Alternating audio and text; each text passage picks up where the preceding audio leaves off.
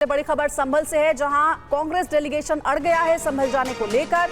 लखनऊ से संभल जाएगा Congress delegation. Police ने अजय राय से मुलाकात कर मना किया। हिंसा पीड़ितों का दर्द जानना जरूरी है, अजय राय ने कहा है। अभी भी संभल जाने पर प्रशासन की पाबंदी है।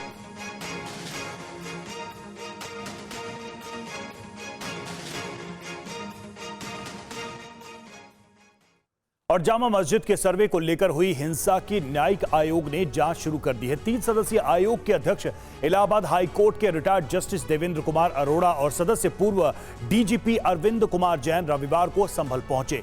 टीम ने सुरक्षा घेरे में जामा मस्जिद के अंदर और बाहर दौरा किया। करीब 15 मिनट मस्जिद के इंतजामिया कमेटी के सदर जफर अली और दूसरे लोगों से बात की। एसपी कृष्ण कुमार बिश्नोई ने आयोग को ब्रीफ किया। वो जगह दिखाई जहां कार और बाइक को आग के हवाले कर दिया गया था। ये तस्वीरें हम दिखा रहे हैं, ये तब की तस्वीरें हैं।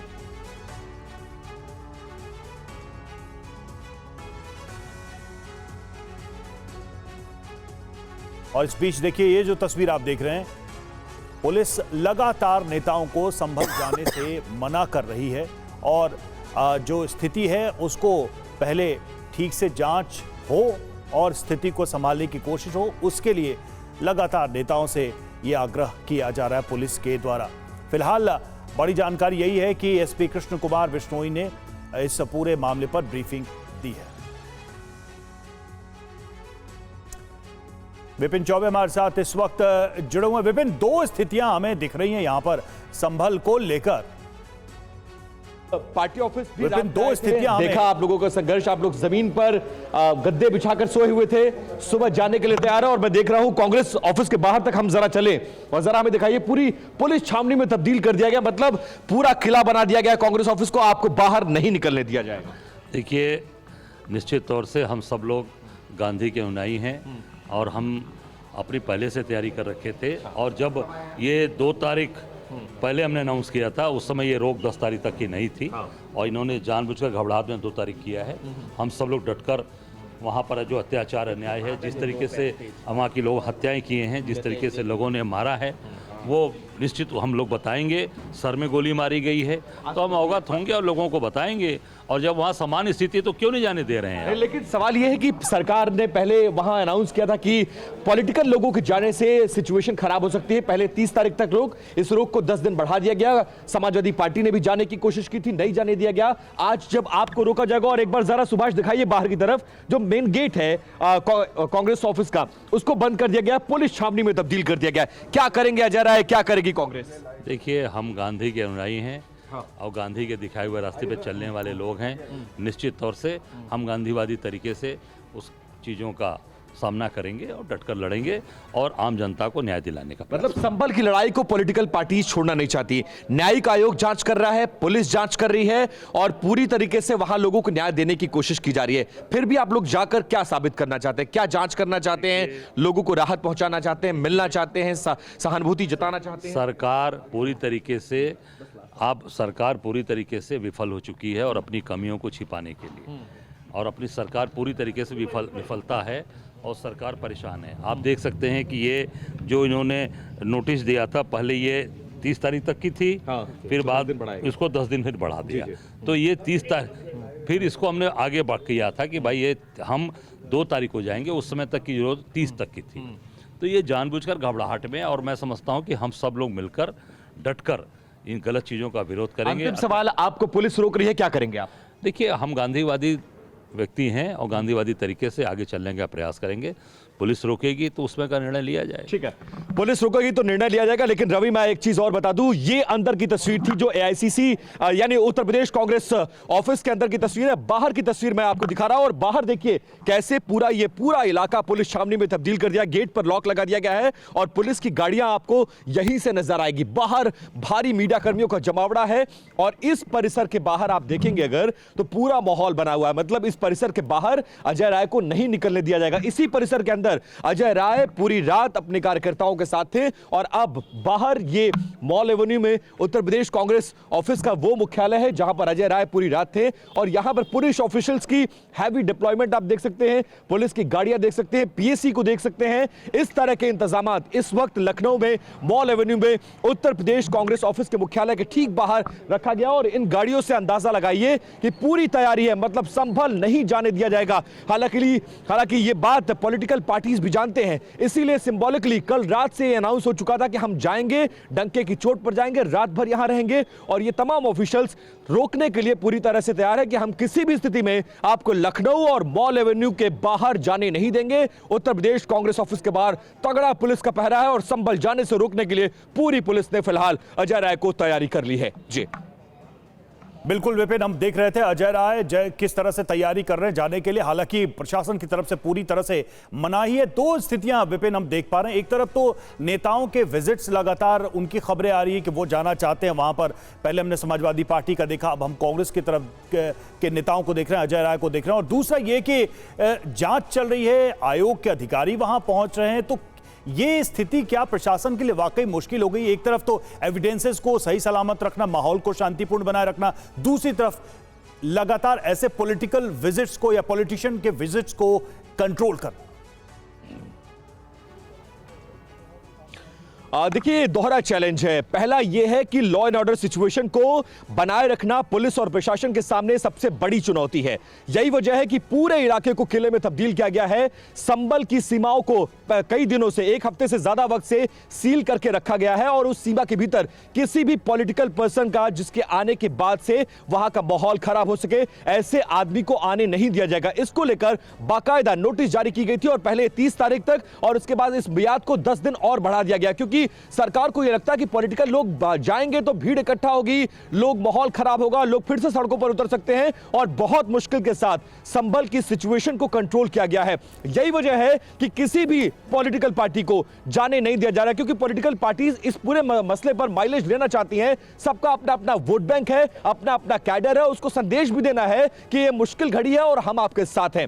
जबकि सरकार ने कहा जो करना है वो करिए, लेकिन सिचुएशन को नॉर्मल होने से पहले हम आपको अनुमति नहीं देंगे, आपको संभल में जाने की अनुमति नहीं मिलेगी। इसके लिए सरकार भी पूरे प्रयास कर रही है। यही वजह है मुरादाबाद, बिजनौर, बागपत, लखनऊ और अलग अलग इलाकों में जो भी पॉलिटिकल लीडर्स जहां से भी मूव करना चाहते हैं, उनको वहीं पर उनके घर में नजर बंद कर दिया जा रहा है। और आज भी उत्तर प्रदेश की राजधानी लखनऊ में ऐसा ही माहौल है, जहां पर हम मॉल एवेन्यू की तस्वीर दिखा रहे हैं। एक बार फिर से मेरे कैमरा पर्सन सुभाष इस वक्त पूरा 360 जरा दिखाइए कैसे ये पुलिस पर्सनल रात में तैनात किए गए और पीएसी की गाड़ियां वहां पर आपको रवि नजर आएंगी। Heavy police deployment Uttar Pradesh Congress office के ठीक बाहर है, क्योंकि इस ऑफिस के अंदर उत्तर प्रदेश कांग्रेस के अध्यक्ष अजय राय पर यहां पर रात से ही मौजूद हैं। इनको निकलना है 9, साढ़े 9 बजे के आसपास। तमाम कार्यकर्ताओं को बुलाया गया, लेकिन पुलिस ने भी यह तय कर रखा है कि किसी भी परिस्थिति में उनको इस परिसर से बाहर नहीं निकलने दिया जाएगा और इसीलिए इस तरह की हैवी पुलिस डिप्लॉयमेंट, पीएसीज को तैनात किया गया है और पूरी तरह से तैयारी है। कोशिश वो करेंगे क्योंकि उनको भी मैसेज देना है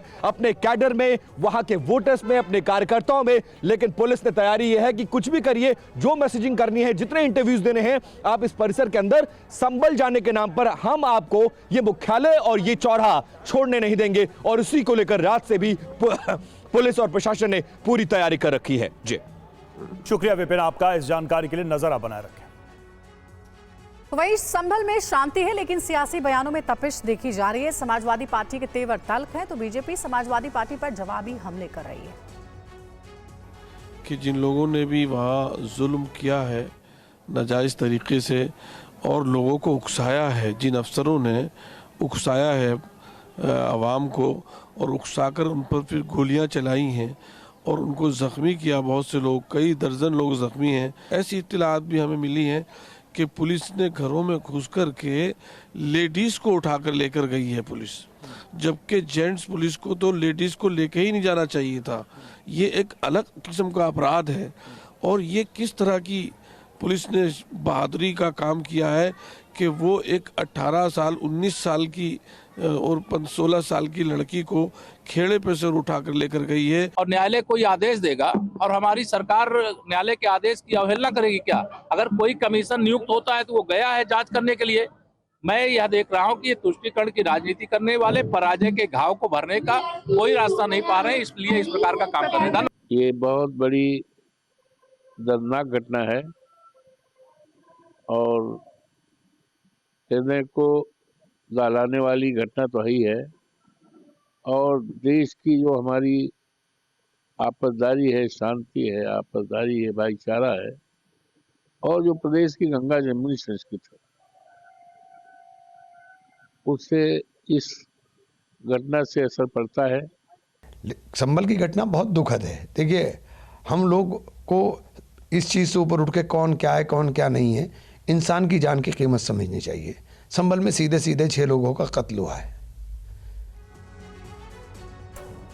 और समाजवादी पार्टी के मुखिया अखिलेश यादव ने एक बार फिर बीजेपी पर निशाना साधा। संभल हिंसा को बीजेपी की साजिश बताया। सुनिए क्या कहा।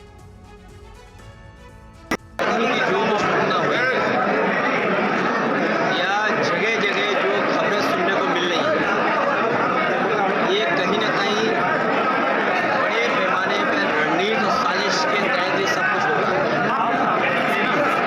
संभल जो कुछ हुआ है, ये प्रशासन की नाकामी रही है, और प्रशासन की नाकामी की वजह से न केवल संभल में बल्कि पूरे देश में एक खराब संदेश गया है।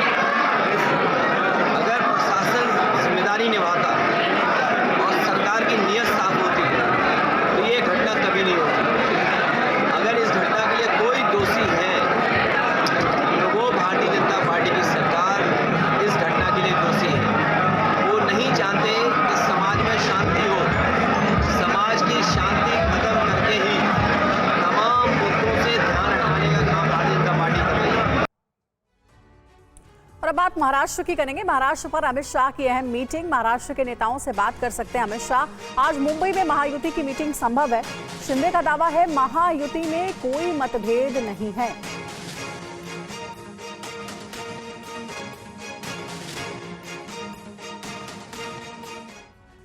और सतारा से लौटने के बाद कार्यवाहक सीएम एकनाथ शिंदे ने क्या कहा, आइए सुनिए। ये जनता की आवाज वाली सरकार है। जनता को जैसे सरकार चाहिए वैसे सरकार मिलेगा। मैंने बुधवार के दिन पूरी तरह मेरी भूमिका स्पष्ट की हुई है। आदरणीय प्रधानमंत्री जी, आदरणीय गृह मंत्री अमित भाई और भारतीय जनता मंत्रालय को लेकर के कोई मांग है क्या आप लोगों की? भारतीय जनता पक्ष के अध्यक्ष नड्डा जी जो मुख्यमंत्री पद के बारे में तय करेंगे, उसको मेरा पूरा समर्थन मैंने ऑलरेडी दे दिया। पूरी तरह मैंने मेरा समर्थन दिया है। उसके लिए कोई किंतु परंतु नहीं है। पूरा स्पष्टता से मैंने कहा है, मैं पूरी स्पष्टता से मेरी भूमिका व्यक्त करने वाला कार्यकर्ता हूं। और कार्यवाहक सीएम एकनाथ शिंदे ने 6 दिन में दूसरी बार प्रेस कॉन्फ्रेंस कर अपनी बात रखी है। मंत्रालय बंटवारे को लेकर शिंदे से बार-बार सवाल पूछे गए, लेकिन उन्होंने कोई जवाब नहीं दिया। उन्होंने बस इतना ही कहा कि महायुति में कोई मतभेद नहीं है। साथ ही आज महायुति की मीटिंग की भी बात कही। अब सवाल उठता है कि क्या एकनाथ शिंदे का गांव जाने का दांव चल गया? सवाल ये भी है कि क्या बीजेपी कोई बड़ा सरप्राइज देने वाली है? और इसी खबर पर ज्यादा जानकारी के साथ हमारे सहयोगी कुमार कुंदन हमारे साथ जुड़ गए। कुमार कुंदन से बात करते हैं। कुमार कुंदन, अमित शाह बैठक लेने वाले हैं और इस बीच एकनाथ शिंदे कुछ भी नहीं कह रहे हैं, शांत है, लेकिन यह भी समझ में आ रहा है कि उनके मन में जरूर कुछ चल रहा है मंत्रालय को लेकर के। क्या अपडेट है अभी तक की? देखिए, अपनी बात एकनाथ शिंदे ने रख दी है अंजलि, और उन्होंने साफ किया है कि जैसे पिछली सरकार में फॉर्मूला था, जो फॉर्मेट था, उसी फॉर्मेट को इस सरकार में रिपीट किया जाए। मतलब साफ है कि होम और फाइनेंस दोनों जो है डिप्टी के पास होनी चाहिए। अब भारतीय जनता पार्टी को इस पूरे मामले पर फैसला लेना है। खास करके अमित शाह और प्रधानमंत्री के पाले में उन्होंने गेंद फेंका हुआ है। दूसरी तरफ आज अमित शाह जिस तरीके से बैठक ले रहे हैं भारतीय जनता पार्टी के आला नेताओं के साथ महाराष्ट्र बीजेपी के, उसके बाद आगे की बात तय हो पाएगी। और इन सब के बीच चूंकि कल देवेंद्र फडणवीस ने खुद ही बात कर ली थी एकनाथ शिंदे से, तो उसके बाद जो एक तरह से कह सकते हैं कि दोनों के बीच बर्फ जमी हुई थी वो थोड़ी पिघली है। और उम्मीद ये की जा रही है कि आज अमित शाह के बैठक के बाद महायुति की बैठक हो और उस बैठक में आगे मंत्री पद का फॉर्मूला फाइनल हो।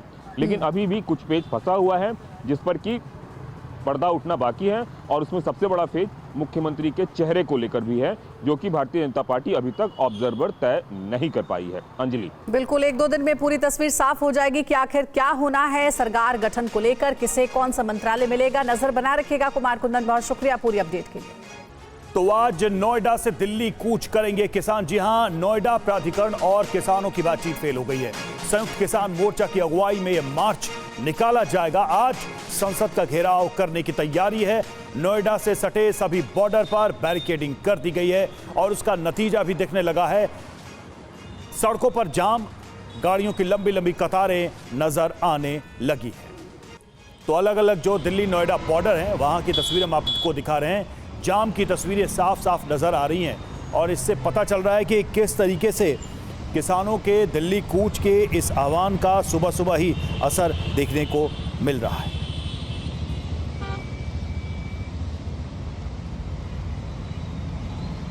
अपनी मांगों के पूरा ना होने पर दिल्ली में एक बार फिर किसानों का जमावड़ा होने लगा है। किसान अपनी मांगों को लेकर आज दिल्ली में कूच करने वाले हैं। ग्रेटर नोएडा के किसानों और प्राधिकरण के बीच लगभग 3 घंटे तक बैठक चली, लेकिन इस बैठक का कोई नतीजा नहीं निकल सका। संयुक्त किसान मोर्चा के बैनर तले 10 से ज्यादा किसान संगठन शामिल हो रहे हैं। संसद का घेराव पर किसान अड़े हुए हैं। किसानों को के मार्च को देखते हुए नोएडा पुलिस ने एडवाइजरी भी जारी की है। जी तो किसानों का दिल्ली मार्च और संयुक्त किसान मोर्चा के बैनर तले यह ऐलान किया गया है। कूच में 10 से ज्यादा किसान संगठन शामिल हैं और 50,000 से ज्यादा किसानों का प्रदर्शन है। ये किसानों का लक्ष्य है संसद का घेराव करना। 4 दिन से यमुना प्राधिकरण पर धरना जारी है। 1 दिसंबर को अधिकारियों से वार्ता विफल हो गई थी और उसके बाद अब यह ऐलान किया गया है कि संसद का घेराव किया जाएगा। तो संसद के घेराव की यह तैयारी। पुराने कानूनों में 10% प्लॉट 64.7% मुआवजे की मांग है किसानों की। नए कानूनों में 4 गुना मुआवजा और 20% प्लॉट की मांग की जा रही है किसानों की तरफ से। भूमिहीनों के बच्चों को रोजगार और पुनर्वास की मांग भी शामिल है इसमें। किसानों की सर्किल रेट को भी बढ़ाने की मांग की जा रही है। आबादी क्षेत्र का उचित निस्तारण किया जाए, यह भी किसानों की मांग में शामिल है। विवेक शर्मा हमारे साथ इस वक्त चिल्ला बॉर्डर से जुड़े हुए हैं, सीधे चलते हैं उनके पास। विवेक, तस्वीरें दिखाइए, असर क्या दिखाई दे रहा है? क्योंकि किसानों ने कूच का किया है ऐलान और निश्चित तौर पर जो दिल्ली नोएडा बॉर्डर है वहां पर बढ़ गया है तनाव। देखिए, बात की जाए तो किसानों ने दिल्ली कूच का ऐलान किया है, जिसको देखते हुए दिल्ली पुलिस और साथ ही यूपी पुलिस अलर्ट मोड पे आ चुकी है। इस वक्त मैं चिल्ला बॉर्डर पर मौजूद हूँ, जहां तस्वीरों में देख सकते हैं कि आपको यहाँ पर यूपी पुलिस के जवान जो है वो तैनात नजर आएंगे और इसी तरह की तस्वीरें यूपी की जो जगह है वहाँ पे जगह जगह देखने को मिल रही है। जैसे कि बात करें यमुना एक्सप्रेसवे पर महामाया फ्लाईओवर के पास में, आगे की तस्वीरें आप देखेंगे कि यहाँ पर अभी भी आपको काफी तादाद में और फोर्स आती हुई नजर आएगी। जाम की समस्या जो है वो भी यहाँ पर देखने को मिल रही है, क्योंकि यहाँ पर जो बॉर्डर पर बैरिकेडिंग कर दी गई है और सघन चेकिंग जो है वो की जा रही है। सबसे पहले तस्वीरें आप देखेंगे कि आपको यूपी पुलिस के जवान जो है वो नजर आएंगे। उसके अलावा अगर मैं आपको आगे लेके चलूं तो आप देखेंगे कि दिल्ली पुलिस के जवान भी यहाँ पर तैनात नजर आएंगे।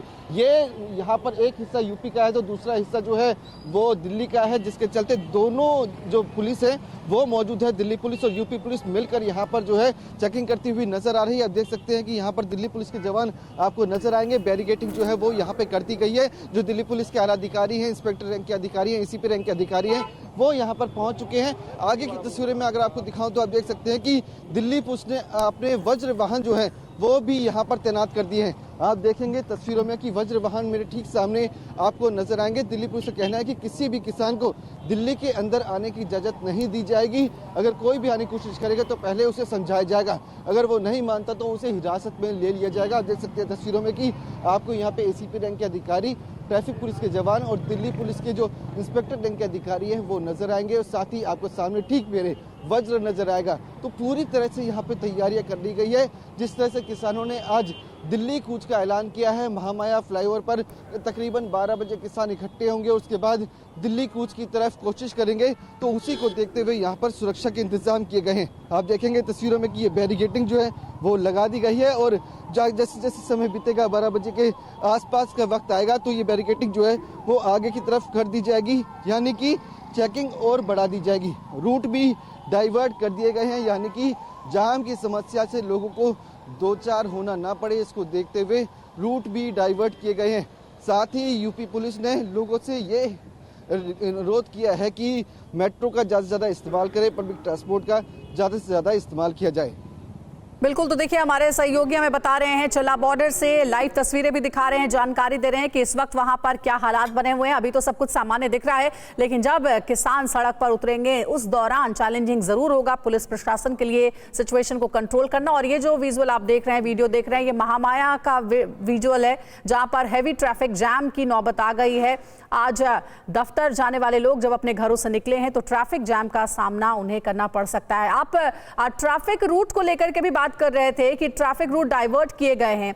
आप यहाँ जिस वक्त मौजूद हैं, आप जहां पर, वहां पर ट्रैफिक पुलिस की ओर से क्या एडवाइजरी जारी की गई है? लोग जो है वो कौन से रास्तों का यूज करें, क्योंकि आज किसान कूच करने वाले, संसद की तरफ आज प्रदर्शन होने वाला है। देखिए, बात की जाए तो यूपी पुलिस ने ये लोगों से अनुरोध किया कि ज़्यादा से ज़्यादा पब्लिक ट्रांसपोर्ट का इस्तेमाल करें। इसके अलावा यूपी पुलिस के द्वारा एक ट्रैफिक एडवाइजरी भी जारी की गई है। साथ ही ये भी कहा गया है कि यमुना एक्सप्रेसवे नोएडा और ग्रेटर नोएडा से दिल्ली आने जाने वाले रास्ते को अवॉइड किया जाए, क्योंकि ये रास्ता जो है उसे बंद कर दिया जाएगा जब किसान महामाया फ्लाईओवर के पास पहुंचेंगे। यानी कि उस रास्ते को पूरी तरह से बंद कर दिया जाएगा और रूट जो है वो डाइवर्ट किए गए हैं। यानी कि जो महामाया फ्लाईओवर के आसपास के रास्ते हैं उन्हें किसी और रास्ते पर डाइवर्ट कर दिया गया है। लोगों को वहां से आने की इजाजत जो है वो कुछ देर बाद नहीं दी जाने वाली। हालांकि अभी रास्ता जो है वो नॉर्मल चलता हुआ नजर आ रहा है, लेकिन अभी भी यहाँ पर आपको जाम की समस्या उत्पन्न होती हुई नजर आएगी, क्योंकि बैरिकेटिंग जो है वो यहाँ पर की गई है। उसके चलते यहाँ पर लोगों को जाम से दो चार होना जरूर पड़ रहा है। अब देखेंगे तस्वीरों में कि मेरे ठीक सामने आपको लंबा जाम जो है वो नजर आएगा। यहाँ पर यूपी पुलिस के जवान जो है वो चेकिंग करते हुए भी नजर आ रही है, यानी कि कोई भी किसान दिल्ली में प्रवेश ना कर सके। इसके चलते यूपी पुलिस, दिल्ली पुलिस के जवान जो है वो यहाँ पे मौजूद हैं। थोड़ी देर बाद यहाँ पर चेकिंग और बढ़ा दी जाएगी और पुलिस फोर्स तैनात कर दी जाएगी। पैरामिलिट्री फोर्स के जवानों को भी यहाँ पर तैनात कर दिया जाएगा।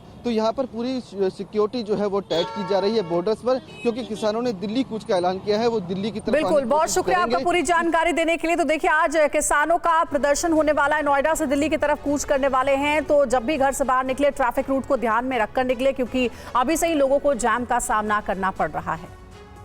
और वहीं जॉर्जिया पुलिस और प्रदर्शनकारियों में झड़प भी हुई है। तिब्लिसी में पुलिस पर बोतलें फेंकी गई हैं।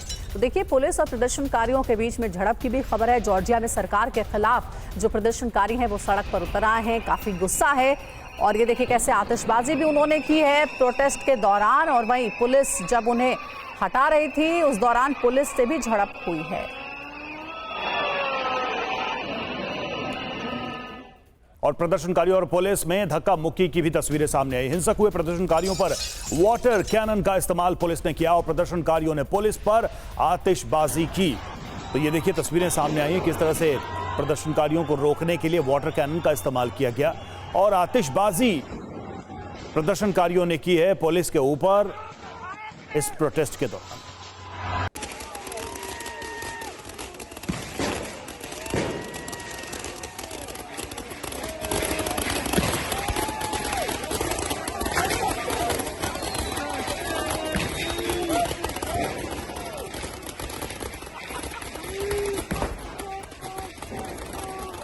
तो ये जॉर्जिया से आया हुआ वीडियो है जो आपको दिखा रहे हैं, जहां प्रदर्शनकारियों का प्रोटेस्ट सड़क पर देखने को मिल रहा है। दरअसल सरकार से इनकी नाराजगी है और पुलिस के साथ भी झड़प हुई है। हिंसक हुए प्रदर्शन का वीडियो आपको दिखा रहे हैं। प्रदर्शनकारियों ने आतिशबाजी की है पुलिस के ऊपर, प्रदर्शनकारियों ने पुलिस को खदेड़ा है।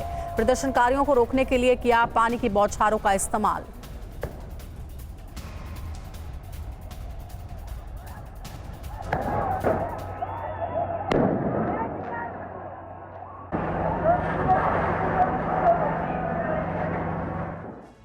तो जॉर्जिया के प्रधानमंत्री इरकली कोबाखिडसे ने एक बड़ा कदम उठाया है। जॉर्जिया के यूरोपीय संघ में शामिल करने के प्रयास के तहत शुरू हुई वार्ता को रोकने के लिए सरकार के फैसले का विरोध कर रहे हैं। ये प्रदर्शन ईयू में शामिल कराने की कोशिश को रोकने के लिए हो रहे हैं, जिसके तहत राजधानी तिब्लिसी में हजारों प्रदर्शनकारी सड़क पर उतर आए हैं। साथ ही नए प्रधानमंत्री पर रूस का समर्थक होने का आरोप लगाया जा रहा है और रूस पर चुनाव में गड़बड़ी कराने का भी आरोप है। इराकली के धांधली से चुनाव जीतने का आरोप है। और जॉर्जिया में प्रदर्शनकारियों पर फायरिंग की इजाजत दे दी गई है और प्रदर्शन को कुचलने के लिए हर तरीके अपनाने की छूट भी दी गई है। गिरफ्तारी से लेकर प्रदर्शनकारियों पर लाठीचार्ज की भी परमिशन दी गई है।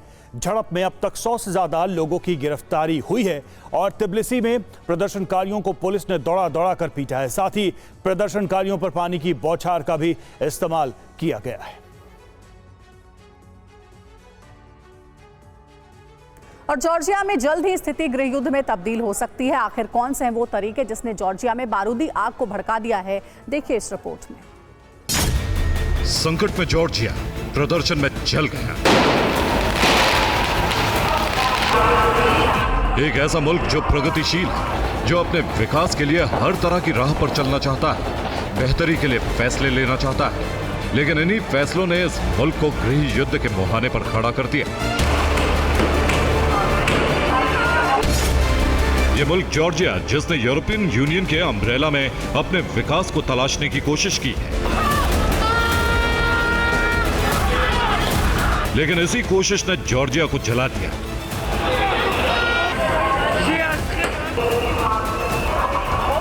ये जॉर्जिया की कैपिटल सिटी तिब्लिसी है, जो प्रदर्शन की आग में जल रही। ये वही शहर है जो प्राकृतिक खूबसूरती और सहेज कर रखी गई विरासत के लिए प्रसिद्ध है, जहां घूमने कई देशों से लोग पहुंचते हैं। लेकिन अब ये शहर संघर्ष के मैदान में तब्दील हो चुका है और इन्हीं प्रदर्शनकारियों को रोकने के लिए तिब्लिसी प्रशासन को सख्त कदम उठाने पड़े।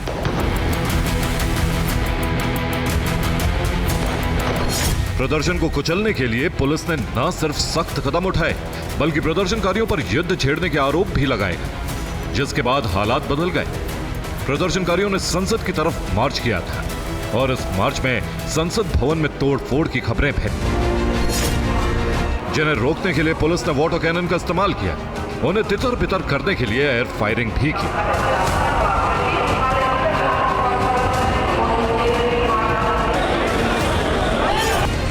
जिसका सीधा मतलब है कि सरकार ने सुरक्षा बलों के प्रदर्शन को कुचलने के लिए शस्त्रागार खोल दिए।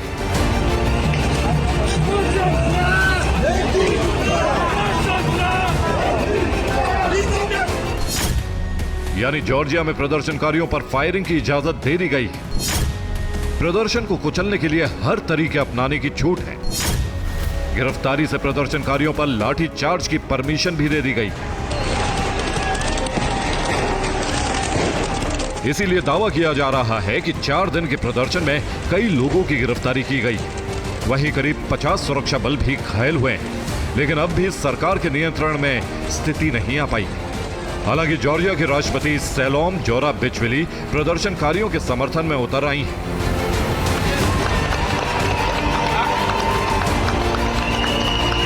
लेकिन इसका असर अब भी इरक्कली कोबाखेड्जे पर पड़ता नहीं दिख रहा है और प्रदर्शन गृह युद्ध की तरफ बढ़ने लगा है। Bureau report, TV9 Bharatvarsh. और अब बात बांग्लादेश की। बांग्लादेश में हिंदुओं पर जारी अत्याचार के खिलाफ दुनिया भर में लोगों का आक्रोश बढ़ता जा रहा है। बांग्लादेश में हिंदुओं के दमन और उनके खिलाफ बढ़ते जुल्म को लेकर मोहम्मद यूनुस की अंतरिम सरकार की पूरी दुनिया में किरकिरी हो रही है। बांग्लादेश की कट्टरपंथी जमातों और कट्टरपंथियों की हिमायती यूनुस सरकार के खिलाफ दुनिया भर में हिंदुओं का विरोध प्रदर्शन तेज होता जा रहा है। हिंदुओं के इस आंदोलन को ग्लोबल समर्थन भी मिल रहा है। देखिए स्पेशल। बांग्लादेश में अल्पसंख्यक हिंदुओं पर पिछले कुछ महीनों से जो अत्याचार बढ़ता जा रहा है, उसके खिलाफ पूरी दुनिया में आक्रोश की आवाजें उठ रही हैं। ये तस्वीरें असम के श्रीभूमि जिले की हैं, जहां हजारों लोगों ने सड़कों पर उतरकर बांग्लादेश सरकार के खिलाफ प्रदर्शन किया और वहां हिंदुओं पर बढ़ते अत्याचार को रोकने की मांग की।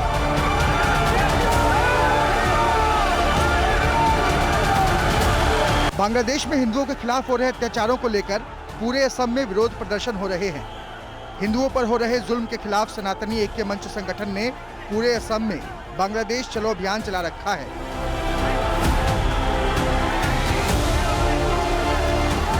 प्रदर्शनकारियों ने बांग्लादेश बॉर्डर से घुसने की कोशिश भी की, लेकिन असम पुलिस और BSF के जवानों ने उन्हें रोक लिया।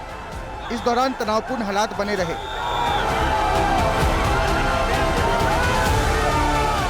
बांग्लादेश में कट्टरपंथी जमातों और उनके हिमायतियों के खिलाफ असम से लेकर पश्चिम बंगाल ओडिशा, उत्तर प्रदेश, बिहार और देश की राजधानी दिल्ली तक आक्रोश बढ़ता जा रहा है। बांग्लादेश में हिंदुओं की सुरक्षा को लेकर हिंदू संस्थाओं और हिंदू संगठनों के बीच बांग्लादेश सरकार के खिलाफ शहर शहर गुस्सा बढ़ रहा है, लेकिन देश भर में किए जा रहे विरोध प्रदर्शन शांतिपूर्ण हैं। इस्कॉन ने रविवार को पूरी दुनिया में इस्कॉन के 1000 मंदिरों में प्रार्थना सभाओं का आयोजन किया। बांग्लादेश में इस्कॉन और हिंदुओं पर हो रहे अत्याचार को रोकने के लिए ईश्वर से प्रार्थना की गई। इन प्रदर्शनों में सिर्फ एक ही मांग की जा रही है कि कट्टरपंथियों की पैरोकार बांग्लादेश की यूनुस सरकार होश में आए और वहां हिंदुओं पर अत्याचार को रोके। बांग्लादेश में हिंदुओं पर बढ़ते हमलों को लेकर सियासी दल भी लगातार आवाज उठा रहे हैं, लेकिन इसके लिए एक दूसरे पर आरोप भी लगा रहे हैं। बांग्लादेश में हिंदुओं की हालत को लेकर केंद्रीय मंत्री गिरिराज सिंह ने जहां कांग्रेस की नीतियों पर सवाल उठाए, तो वहीं कांग्रेस नेता प्रमोद तिवारी ने भी इस पर पलटवार किया। आज पाकिस्तान में अब हिंदू बचे नहीं। अगर उस समय बाबा साहेब अम्बेडकर की बात मान ली गई होती, सारे मुसलमानों को पाकिस्तान जो ज्वाइंट पाकिस्तान था और सारे हिंदू को हिंदुस्तान भेज दिया गया होता, तो आज न पाकिस्तान की चर्चा अब होती नहीं और बांग्लादेश में हिंदुओं की दुर्दशा नहीं होती। मोदी सरकार की कायराना, बुज़दिलाना और अंतर्राष्ट्रीय स्तर पर कमजोर पड़ना, बात में दम न होना, विश्वसनीयता कम होना, आज उसकी कीमत बांग्लादेश में रहने वाले हिंदू चुका रहे, जो वहां अल्पसंख्यक है। असल में बांग्लादेश को लेकर ये सवाल इसलिए उठ रहे हैं क्योंकि वहां अल्पसंख्यकों का दमन थम नहीं रहा। इस्कॉन के मुताबिक बांग्लादेश में उसके 2 और हिंदू कर्मचारियों को मंदिर लौटते समय गिरफ्तार कर लिया गया। शेख हसीना सरकार के तख्ता पलट के बाद से ही बांग्लादेश में अराजकता और कट्टरपंथ का बोलबाला बढ़ गया है। साथ ही हिंदुओं को लगातार टारगेट किया जा रहा है। Bureau report, TV9 Bharatvarsh. दुनिया में अब तक सबसे बड़ा सोने का भंडार दक्षिण अफ्रीका के साउथ डीप में था, लेकिन अब दक्षिण अफ्रीका की जगह लेने वाला है चीन, जिसने दावा किया है कि विश्व के सबसे बड़े गोल्ड रिजर्व की खोज का सोने की ये खदान मिलने से न सिर्फ चीन के स्वर्ण साम्राज्य का विस्तार होगा, बल्कि अंतर्राष्ट्रीय गोल्ड मार्केट का समीकरण भी बदलने वाला है। और इतना ही नहीं, चीन की लड़खड़ाती अर्थव्यवस्था को भी बड़ा बूस्टर डोज मिल सकता है। एक तरफ विस्तारवादी चीन का दुनिया पर राज करने का सपना, दूसरी तरफ है एक खोज जिससे चीन के सुपर पावर बनने के सपने को सोने के पंख लग गए हैं, जिसकी मदद से चीन लंबी आर्थिक उड़ान भर सकता है।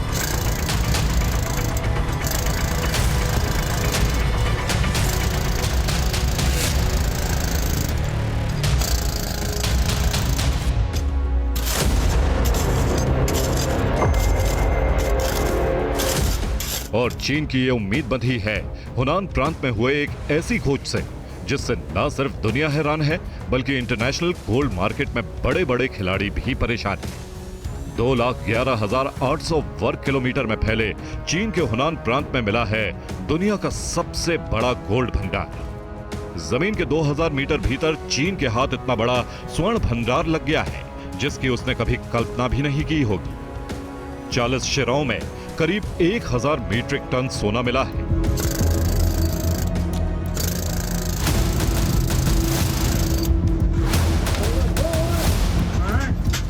चीन के हुनान प्रांत में मिला सोने का यह भंडार इतना विशाल है कि चीन की 68 में से करीब 50 करोड़ महिलाओं को जिनपिंग अंगूठी गिफ्ट कर सकते हैं, या तो देश के रिजर्व को 50% तक बढ़ा सकते हैं।